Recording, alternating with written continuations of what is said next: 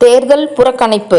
கும்பகோணம் கொரநாட்டு கருப்பூர் தேர்தல் வாக்கு மையத்தை மாற்றக்கூடாது என போஸ்டர் அடித்து போராட்டம் நடத்த இருந்த பொதுமக்களுக்கு ஏற்பட்டுள்ள சிரமங்கள் குறித்து புகார் எழுந்தது.